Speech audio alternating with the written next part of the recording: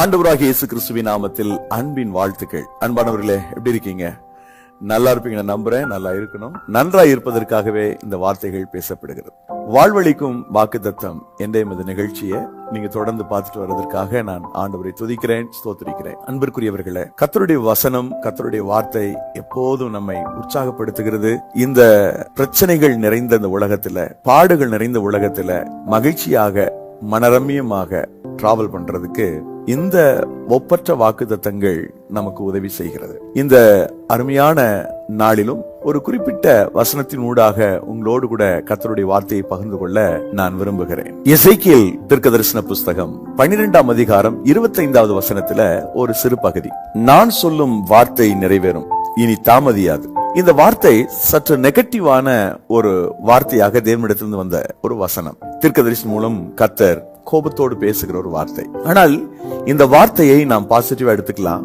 நமக்கு நன்மை உண்டாகும்படி கர்த்தர் சொன்ன வார்த்தையாகவே இதை எடுத்துக்கொள்வோம். என் வார்த்தை நிச்சயம் நிறைவேறும். அவர் பாசிட்டிவா சொன்னாலும் நெகட்டிவா சொன்னாலும் அவர் சொன்ன வார்த்தை கட்டாயம் நிறைவேறும் என்றால் அவருடைய வார்த்தைக்கு அவ்வளவு வலிமை. வானமும் பூமியும் ஒளிஞ்சு போனாலும் என் வார்த்தை ஒழியாது அப்படின்னு மத்தேயு நற்செய்தி நூலிலே வாசிக்கிறோம். கர்த்தருடைய வார்த்தைக்கு அத்தனை வலிமை உண்டு. ஆகவே அவர் சொல்லக்கூடியது ஒருவேளை அழிவை குறித்து சொல்லலாம், தண்டனை குறித்து சொல்லலாம், இல்லைன்னு சொன்னா ஆசீர்வாதத்தை குறித்து, உயர்வை குறித்து சொல்லலாம். ஆண்டவர் என்ன வார்த்தை சொன்னாலும் அந்த வார்த்தை தரையில விழாது, தவறி போகாது. அவர் ஒரு வார்த்தை சொன்னா நடக்கும். கர்த்தருடைய பிள்ளைகளுடைய வாழ்க்கையில நலமான வார்த்தைகள் தான் நமக்காக சொல்லப்படுகிறது. என் அன்பு தெய்வ மக்களே, கர்த்தருடைய பிள்ளைகளே, நமக்கு ஏராளமான அப்படிப்பட்ட வாக்குத்தத்தங்களை கர்த்தர் கொடுத்திருக்கிறார். அந்த வாக்குத்தத்தங்கள் நிச்சயமா நிறைவேறும், அது தாமதிக்காது, சீக்கிரம் நிறைவேறும் அப்படின்னு இந்த வசனம் சொல்லுது. ஆண்டவருடைய வார்த்தை ஒரு நாள் தாமதியாது. ஒரு வார்த்தையை கர்த்தர் கொடுத்திருக்கிறார், ஒரு வசனம் எனக்காக கொடுக்கப்பட்டிருக்கிறது, அந்த வார்த்தை நிச்சயமாய் நிறைவேறும் என்று கர்த்தர் இன்றைக்கு நமக்கு திருவுளம் பற்றுகிறார். அவர் வசனித்தும் நிறைவேற்றாதிருப்பாரோ என்று நாம் என்னாகம புஸ்தகம் 23:19 வாசிக்கிறோம். அவர் வசனித்தும் நிறைவேற்றாதிருப்பாரா? மனமாற அவர் மனுபுத்திரன் அல்ல. அவர் சொல்லியும் செய்யாதிருப்பாரா? வசனித்து நிறைவேற்றாதிருப்பாரா? நிச்சயம் நிறைவேற்றுவார். எனக்கு அன்பான கர்த்தருடைய பிள்ளைகளே, சகோதர சகோதரிகளே, அவர் வசனித்தவர், சொன்னவர், நேர்த்தியாய் நிறைவேற்றி கொடுப்பவர், அற்புதங்களை செய்கிறவர். இந்த நாளிலே உங்களோடு கூட அவர் இடைபட வேண்டும் என்று நான் வேண்டிக் கொள்கிறேன். உங்க வாழ்க்கையில அவர் விளம்பிய வார்த்தைகள் ஒன்னும் தரையில விழாது. நேர்த்தியாய் கர்த்தர் அதை செய்து முடிப்பார், செய்து காண்பிப்பார். பிரிய சகோதர சகோதரிகளே, இந்த நாளிலும் மீண்டும் ஒரு நல்வார்த்தையை ஆண்டவர் கேட்கும்படி செய்திருக்கிறார். அவருடைய வாயிலிருந்து புறப்படக்கூடிய ஒவ்வொரு வார்த்தைகளும் அவருடைய சித்தத்தை நிறைவேற்றிட்டு தான் இந்த பூமி விட்டு போகும். அவர் விரும்பினதொன்றை நிறைவேற்றாமல் வெறுமையாக அந்த வார்த்தை போனதே இல்லை என்பதை நாம் எசேயா தீர்க்கதரிசன ஆகமம் 55 அதிகாரத்துல வாசிக்கின்றோம். யோசுவாவினுடைய காலத்துல ஆண்டவர் என்ன சொன்னாரோ, அல்லது மோசேயினுடைய காலத்துல என்ன சொன்னாரோ, தன்னுடைய ஜனங்களை குறித்து, தன்னுடைய மக்களை குறித்து கர்த்தர் என்ன சொன்னாரோ அந்த வார்த்தைகள் ஒண்ணுமே தவறி போகலையாம். யோசுவா 21ஆம் அதிகாரம் 45வது வசனம், யோசுவா 23ஆம் அதிகாரம் 14வது வசனத்துல நீங்க வாசித்தீங்கன்னா அந்த வார்த்தை ஒன்னும் தவறி போகல.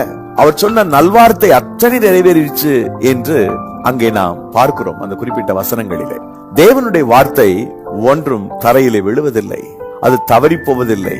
ஆண்டவர் சொன்ன நல்வார்த்தை அத்தனையும் அப்படியே நிறைவேறும்.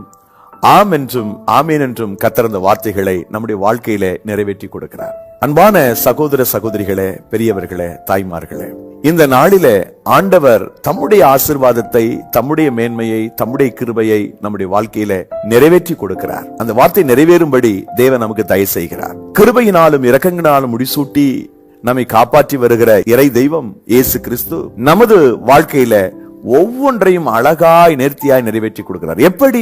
ஆபிரகாமுக்கு சொன்ன வார்த்தையை நினைவு கூர்ந்து, ஈசாக்குக்கு சொன்ன வார்த்தை நினைவு கூர்ந்து, யாக்கோபுக்கு சொன்ன வார்த்தை நினைவு கூர்ந்து, அதை போலவே அருமையான தாசனாகிய மோசேக்கு சொன்ன வார்த்தை நினைவு கூர்ந்து, யோசுவாவுக்கு சொன்னபடி ஆண்டவர் தான் சொன்ன எல்லா வார்த்தைகளும் நிறைவேறும்படி அற்புதம் செய்தார். ஒரு வார்த்தையை கர்த்தர் உங்களுக்கு சொல்வாரானால் அந்த வார்த்தை ஒரு நாளும் பொய்த்து போகாது, தோற்று போகாது. அதை போலத்தான் யோபு புத்தகத்திலே வாசிக்கிறோம் 23:14 தேவன் எனக்கு குறித்ததை நிறைவேற்றுவார்.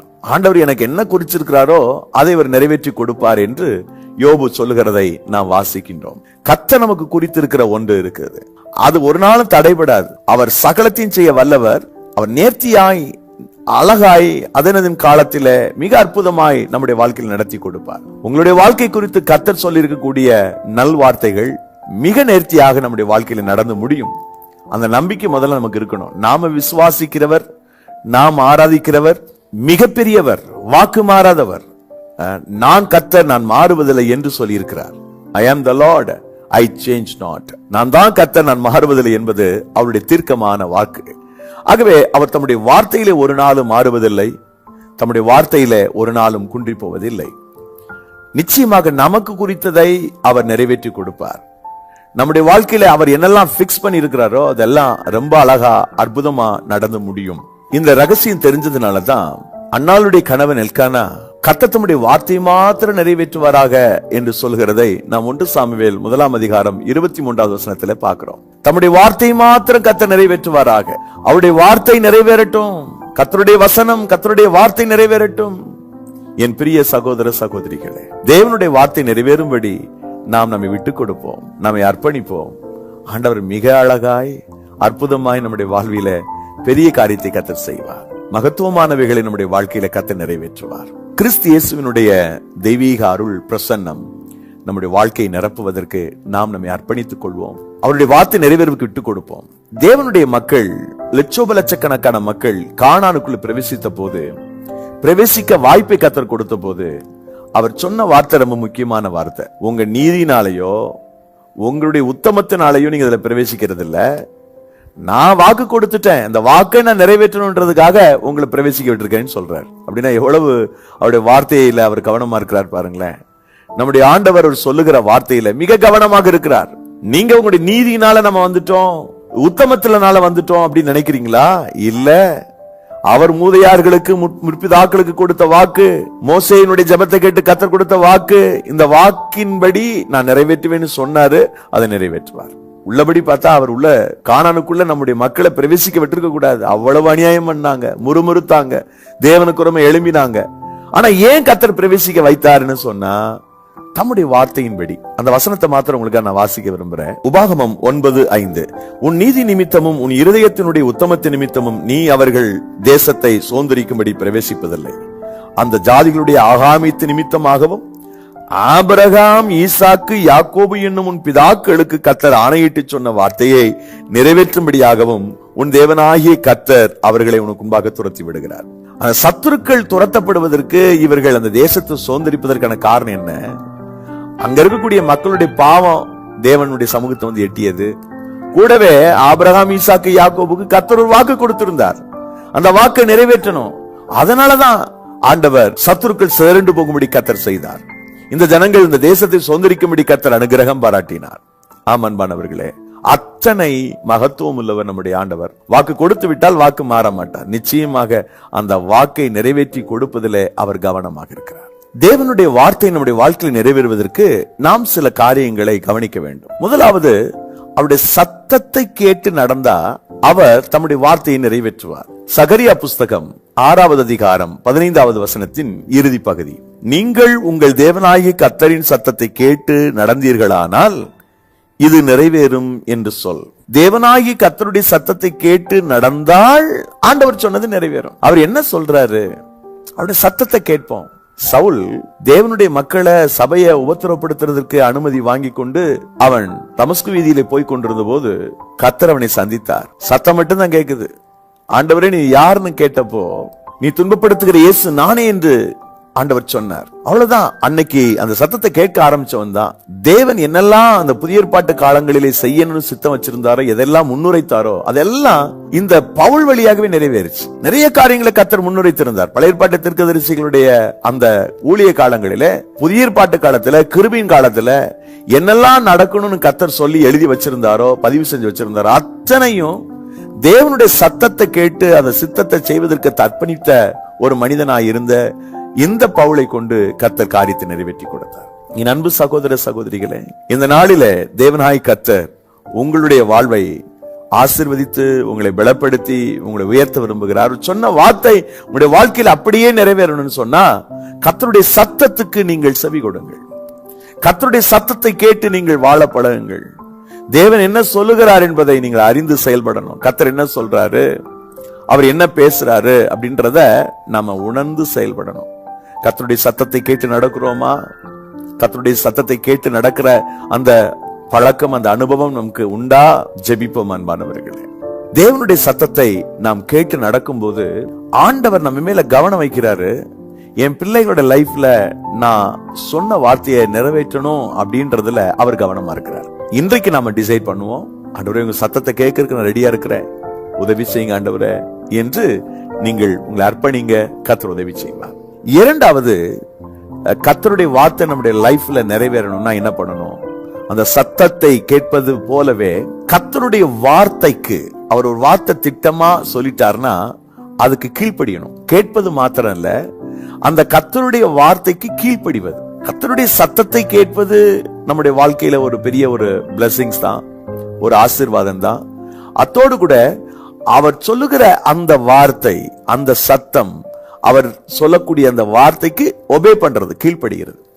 அப்படி கீழ்ப்படிந்து நடந்தால் கர்த்தர் நம்முடைய வாழ்க்கையில ஏற்கனவே முன்னுரைத்த விஷயங்கள் நிறைவேறும்படி உதவி செய்வார்.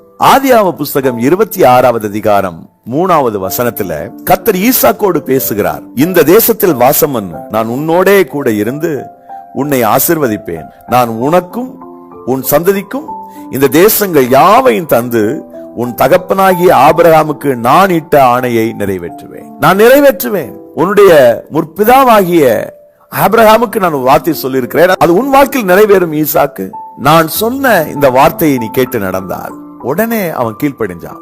அந்த பஞ்ச காலத்துல கர்த்தர் சொன்ன இடத்துல, இருக்க சொன்ன இடத்துல ஈசாக்கு இருந்தான். அதனால என்ன நடந்துச்சு?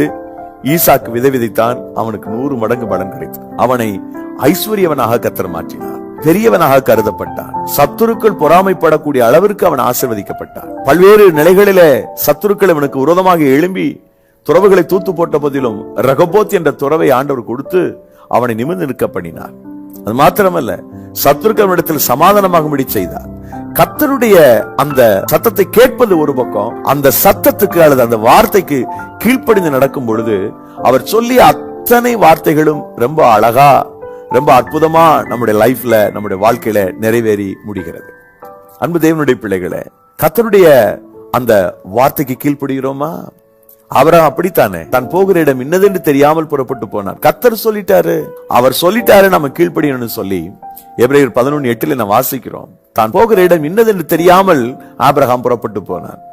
ஆண்டவரை எது ரொம்ப டச் பண்ணுச்சு அப்படின்னு கேட்டா, அந்த மனுஷனுடைய கீழ்ப்படிதலும் விசுவாசம் தான். அவன் உடனே ஒபே பண்ணனா, இம்மீடியட்டா சரண்டர் ஆகிறது. ஆபிரகாமுடைய லைஃப்ல நான் பார்க்கிற மிக ஒரு அற்புதமான, அட்ராக்டிவான ஒரு கேரக்டர். சோ உங்க வாழ்க்கையில கர்த்தர் அவர் சொன்ன வார்த்தையெல்லாம் நிறைவேற்றி கொடுக்கணும்னு சொன்னா நீங்க உடனே ஒபே பண்ணுங்க, கீழ்ப்படிங்க. அவருடைய வார்த்தை சத்தத்தை கேட்கிறீர்கள் அல்லவா? அந்த சத்தத்துக்கு, அந்த வார்த்தைக்கு நீங்கள் உடனே உங்களை அர்ப்பணித்து விடுங்கள். அப்பொழுது மிகப்பெரிய ஒரு மாற்றத்தை, மிகப்பெரிய ஒரு ஆச்சரியமான வழி நடத்துதலை நீங்கள் அனுபவிப்பீர்கள், பெற்றுக்கொள்வீர்கள். அன்பு கர்த்தருடைய பிள்ளைகளே, முதலாவது கர்த்தருடைய சத்தத்தை கேட்கணும். இரண்டாவது, அந்த சத்தத்தின்படி, அந்த வார்த்தையின்படி நாம உடனே கீழ்ப்படியணும். மூணாவது, தேவன் சொன்ன அந்த கட்டளை, நீதி, நியாயம், கற்பனை, இதெல்லாம் ஏற்கனவே பதிவு செய்யப்பட்டிருக்குது. எழுதப்பட்ட அந்த வார்த்தை, லோகோஸ் என்று சொல்லக்கூடிய அந்த வார்த்தையை கவனிச்சு அதான் நம்ம பண்ணணும். அவர் பேசக்கூடிய அளவுக்கு நாம இப்ப ஆயத்தமா இல்ல, அவர் சத்தத்தை கேட்கக்கூடிய அளவுக்கு நம்ம பரிசுத்தமா இருக்கிறோம்னா இல்ல. ஆனா ஒண்ணு நமக்கு நிச்சயம் என்னன்னா, நம்ம கையில ஆண்டவர் வாக்குத்தத்தத்தை கொடுத்திருக்கிறார், வார்த்தைகளை கொடுத்திருக்கிறார், எழுதி கொடுத்திருக்கிறார். பைபிள் வேதாகமமாக நம்முடைய கரங்களில் இருக்கிறது. இந்த வேதாகமத்தில் இருக்கக்கூடிய கட்டளைகள், நீதி, நியாயங்கள், கற்பனைகள், இவைகளை நீங்கள் கை கொண்டால் அப்பொழுது கர்த்தர் ஏற்கனவே சொன்ன வார்த்தையை நிறைவேற்றி கொடுப்பார். ராஜாவாகிய சாலமோனுக்கு சொல்லப்பட்ட வார்த்தையை நாம் 1 ராஜாக்கள் புஸ்தகம் 6ஆம் அதிகாரத்திலே வாசிக்க முடியும். 12வது வசனத்தை நான் உங்களுக்காக வாசிக்கிறேன். நீ என் கட்டளைகளின்படி நடந்து என் நீதி நியாயங்களை நிறைவேற்றி என் கற்பனைகளின்படி எல்லாம் நடந்து கொள்ளும்படிக்கு அவைகளை கை கொண்டால் நீ கட்டுகிற இந்த ஆலயத்தை குறித்து நான் உன் தகப்பனாகிய தாவீதோடே சொன்ன என் வார்த்தையை உன்னிடத்தில் நிறைவேற்றி நான் உன் தகப்பனாகிய தாவீதுக்கு சொன்ன வெளிப்படுத்தின விஷயங்களை உன்னிடத்தில் நிறைவேற்றுவேன். ஆமா, உன் லைஃப்ல அது நிறைவேறும், ஃபுல்ஃபில் ஆகும், நீ ஆசீர்வதிக்கப்படுவாய். உங்க தகப்பனுக்கு நான் சொன்னது நிறைவேறணும்னா நீ என்னுடைய கற்பனையை கடைபிடிக்கணும், கை கொள்ளணும், என்னுடைய கட்டளையை கை கொள்ளணும், நீதி நியாயம் எல்லாம் எழுதி கொடுத்திருக்கிறேன், அதெல்லாம் நீ ஃபாலோ பண்ணணும்னு சொன்னார் ஆண்டவர். அந்த சாலமன் ஃபாலோ பண்ணினார். ஃபாலோ பண்ற வரைக்கும் அவட்ட பிரச்சனை இல்லை. என்றைக்கு ஃபாலோ பண்ணது நிறுத்தினாரோ 1 ராஜாக்கள் 11 அதிகாரத்துல, அப்பதான் எல்லாம் தலைகில மாறி போச்சு. ஆனாலும் அப்போது கூட என் தாசனாகிய தாவீது நிமித்தம் உன் காலத்துல உனக்கு நான் டிஸ்டர்ப் பண்ண மாட்டேன், உன் பிள்ளைகளுடைய லைஃப்ல அது நடக்கும்னு சொன்னார். தாவீது நிமித்தம் உன்னை விட்டுறேன், பொழைச்சு போ. அதுதான் ஆண்டவருடைய நிலைப்பாடு. எப்போதுமே தேவன் இந்த வார்த்தைக்கு நாம நடுங்குறோமான்னு பாக்குறாரு. அவருடைய கற்பனை, அவருடைய கட்டளைகள், அவருடைய நீதி நியாயங்களுக்கு நீங்க எந்த அளவுக்கு செவி கொடுக்கிறீங்கன்னு பாக்குறாரு. தன்னுடைய தாசனாகிய தாவீது ஆலயத்தை கட்ட நினைச்சாம்பா, ஆனா அவனை கட்ட வேணான்னு சொல்லிட்டேன்.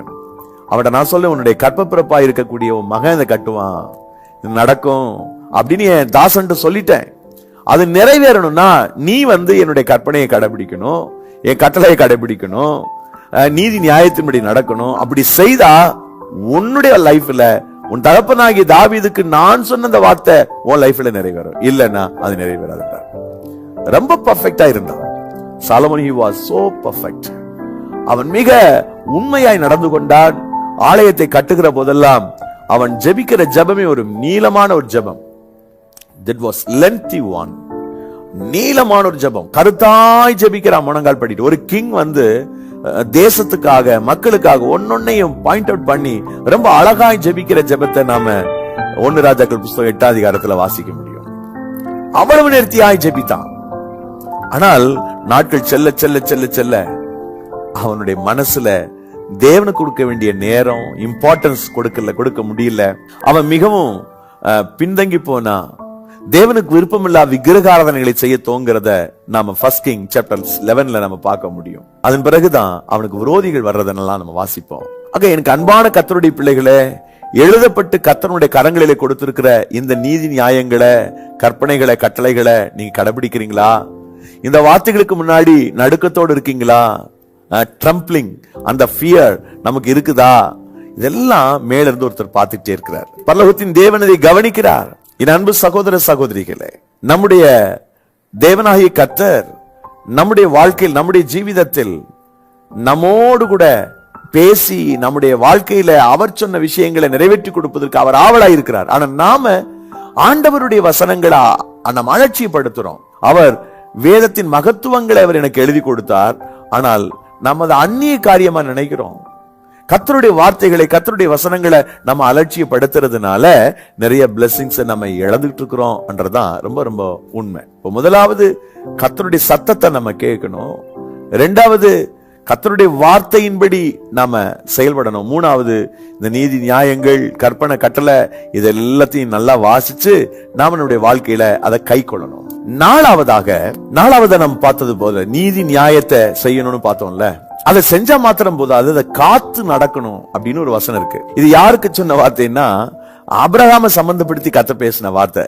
இதை நம்ம ஆதியாகம புத்தகம் 18-19 வாசிக்க முடியும். கர்த்தர் ஆபிரகாமுக்கு சொன்னதை நிறைவேற்றும்படியாய் அவன் தன் பிள்ளைகளுக்கும் தனக்கு பின்வரும் வீட்டாருக்கும் நீங்கள் நீதியையும் நியாயத்தையும் செய்து கர்த்தருடைய வழியை காத்து நடவுங்கள் என்று கட்டளையிடுவான் என்பதை அறிந்திருக்கிறேன். நீதியின் நியாயத்தையும் செஞ்சு கர்த்தருடைய வழியை காத்து நடக்கணும்னு சொல்லுவான் ஆபிரகாம். நீதி நியாயத்தை செய்யணும்ன்ற விஷயத்த நம்ம சாலமோனுடைய லைஃப்ல நம்ம வாசிக்க கேட்டோம். இது ஆதியாகம புத்தகம் தொடக்க நூல்லையே அது சொல்றாரு.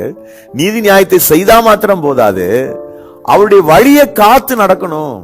அவருடைய வழி இருக்கு பாருங்க, அந்த வழி நம்ம வழி கிடையாது. பூமிக்கு வானம் எவ்வளவு உயரமா இருக்கிறதோ அவ்வளவு உயரமா அவருடைய வழி நம்ம வழியை விட உயரமா இருக்குது. நீங்க நினைக்கிறது போதெல்லாம் இல்ல. அவருடைய வழி ஆச்சரியமானது, அற்புதமானது. அந்த வழியை நீங்க கண்டுபிடிச்சு அந்த வழியை காத்து நடக்கணும், அந்த வழியில அழகா போகணும். நீதி நியாயத்தை செய்தால் மாத்திரம் போது அது கர்த்தருடைய வழியை நீங்க காத்து நடத்தணும். நடக்கும்போது ஆபிரகாமுக்கு கர்த்தர் சொன்னதை நிறைவேற்றி கொடுப்பார்.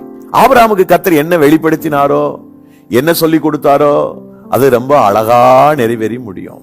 ஆபிரகாமுக்கு பல விஷயங்களை கர்த்தர் சொன்னார், தன்னுடைய சந்ததிகளை குறித்து சொன்னார். அதெல்லாம் நிறைவேறணும்னா நீதி நியாயம் செய்தால் மாத்திரம் போதாது, அவருடைய வழியை காத்து நடந்தால் நிச்சயமாக மேலான அற்புதங்களை, அதிசயங்களை நாம் அனுபவிக்க முடியும். கடைசியாக ஒரு விஷயம், அவர் தம்முடைய வார்த்தை நிறைவேற்றுவதற்கு அவர் நம்மை உருவாக்கி கொண்டு வருகிற போது அது புடமிடப்படுகிற ஒரு சூழல். நம்ம அது உருவாகி வர்றது சாதாரணமான விஷயம் இல்ல.